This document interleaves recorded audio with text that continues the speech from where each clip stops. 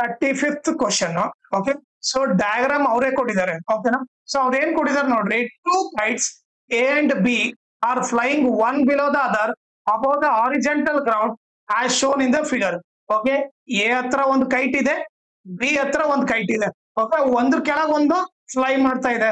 Okay, ಆಮೇಲೆ ಏನ್ ಕೊಟ್ಟಿದ್ದಾರೆ, kite A is flying 300 metre above the ground. Okay, so ಈ ಕೈಟ್ ಎ ಬಂದ್ಬಿಟ್ಟು ಗ್ರೌಂಡ್ ಇಂದ ಎಷ್ಟು ದೂರ ಇದೆ, ಗ್ರೌಂಡ್ ಇಂದ ಹೈಟ್ ಬಂದ್ಬಿಟ್ಟು 300 ಇದೆ.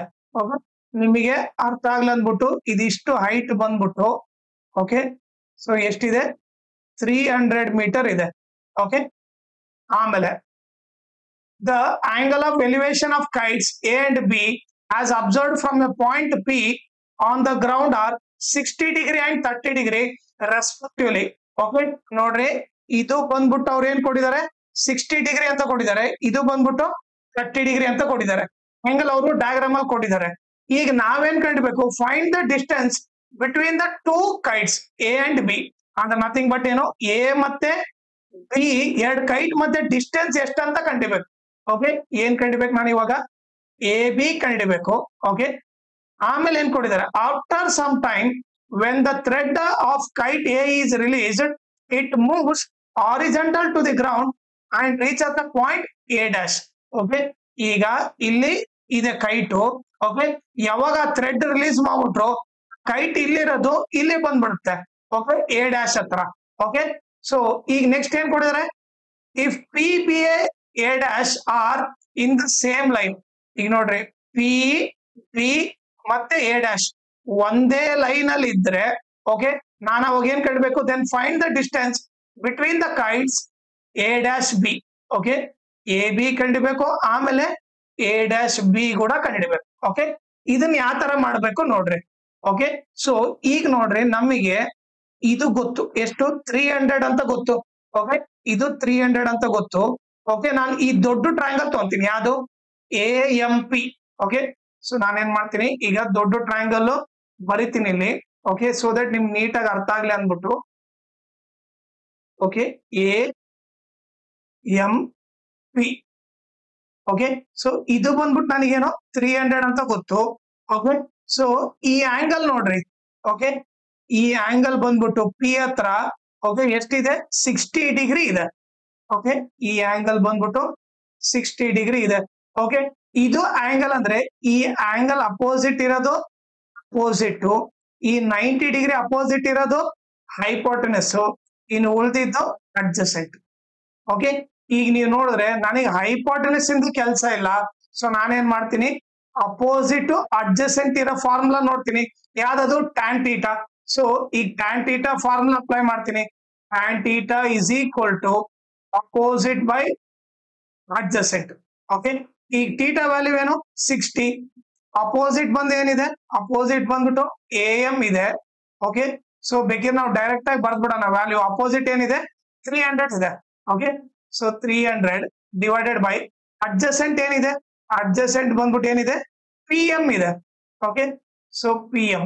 ಈಗ tan 60 ಬಂದ್ಬಿಟ್ಟು √3 is equal to 300 by P M. ಹೌದಾ, ಸೊ tan 60 ಬಂದು √3. ಈ ಕ್ರಾಸ್ ಮಲ್ಟಿಪ್ಲೈ ಮಾಡಿದ್ರೆ ಏನಾಗುತ್ತೆ, √3 P M is equal to 300 ಆಯ್ತು. ಓಕೆ, ಈ P M is equal to 300 into √3 ಕಡೆ ಬಂದ್ರೆ ಡಿವೈಡ್ ಬೈ √3 ಆಯ್ತು. ಓಕೆ, ಸೊ ಇದನ್ನ ರಾಷನಲೈಸ್ ಮಾಡ್ಬೇಕು, ಯಾಕಂದ್ರೆ ಡಿನಾಮಿನೇಟರ್ ಅಲ್ಲಿ ರೂಟ್ ಇರಬಾರ್ದು. ಸೊ √3 ಇಂಟು √3 ಮಾಡಿದ್ರೆ ಅವಾಗ ಏನಾಗುತ್ತೆ, 300 √3. √3 ಇಂಟು √3 ಏನಾಗುತ್ತೆ, √3 ಇಂಟು √3 ಹೋಲ್ ಸ್ಕ್ವೇರ್ ಆಗುತ್ತೆ, ಸ್ಕ್ವೇರ್ ರೂಟ್ ಕ್ಯಾನ್ಸಲ್ ಆಗುತ್ತೆ, 3 ಆಗುತ್ತೆ. ಸೊ 3 1 ಜಾ 3 100 ಜಾ. ಸೊ ಈಗ ಪಿ ಎಂ ಬಂದ್ಬಿಟ್ಟು ಎಷ್ಟು ಅಂತ ಗೊತ್ತಾಯ್ತು, 100 √3 ಮೀಟರ್ ಅಂತ ಗೊತ್ತಾಯ್ತು. ಇದು ಬಂದ್ಬಿಟ್ಟು P M value. Okay, so ನಾನೇನ್ ಮಾಡ್ತೀನಿ, ಇಲ್ಲಿ ಬರ್ಕೊಂಡ್ಬಿಡ್ತೀನಿ. ಓಕೆ, ಈಗ ನನಗೆ ಪಿ ಎಂ ವ್ಯಾಲ್ಯೂ ಗೊತ್ತು, ಎಷ್ಟು, 100 √3 ಮೀಟರ್ ಅಂತ ಗೊತ್ತಾಯ್ತು. ಓಕೆ, ಸೊ ನಾನೇನ್ ಮಾಡ್ತೀನಿ, ಇವಾಗ ಇದಿಷ್ಟು ಎರೇಸ್ ಮಾಡ್ಬಿಡ್ತೀನಿ ಇವಾಗ.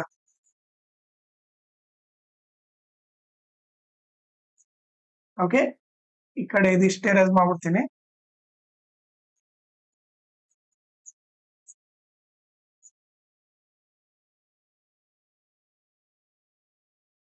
ಓಕೆ, ಈಗ ನೀವು ನೋಡಿದ್ರೆ ಪಿ ಎಂ ಗೊತ್ತು. ಈಗ ನಾನೇನ್ ಟ್ರಯಾಂಗಲ್ ತಗೊಂತೀನಿ ಅಂದ್ರೆ ಬಿ ಪಿ ಎಂ ತಗೊಂತೀನಿ.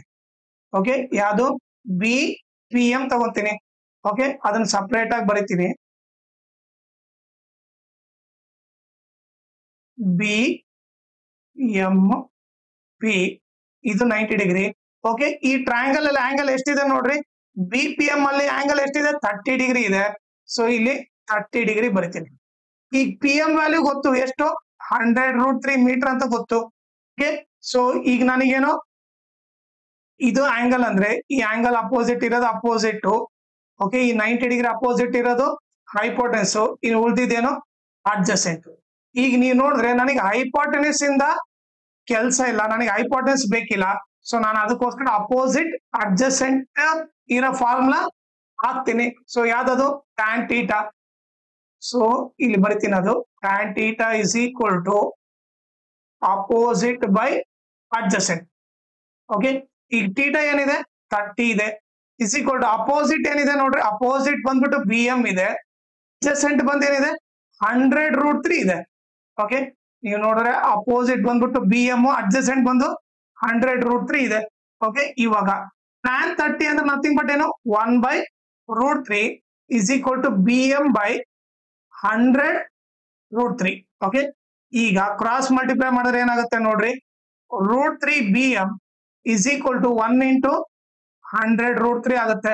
ಸೊ ಅವಾಗ B M is equal to okay 1 × 100√3 ಏನಾಗುತ್ತೆ 100√3 ಆಗುತ್ತೆ.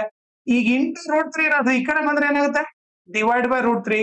√3 ಕ್ಯಾನ್ಸಲ್ ಆಗಿ ಎಷ್ಟು ಬಂತು, 100 ಮೀಟರ್ ಅಂತ ಗೊತ್ತಾಯ್ತು. ಸೊ ಇವಾಗ ನನಗೆ ಬಿ ಎಂ ವ್ಯಾಲ್ಯೂ ಗೊತ್ತು, ಎಷ್ಟು 100 ಮೀಟರ್ ಅಂತ ಗೊತ್ತು. ಸೊ ಇವಾಗ ನಾನು ಅದು ಗೊತ್ತಾಯ್ತು, ನಾನೇನ್ ಮಾಡ್ತೀನಿ, ಇದಿಷ್ಟನ್ನ ಎರೇಸ್ ಮಾಡ್ಬಿಡ್ತೀನಿ ಇವಾಗ.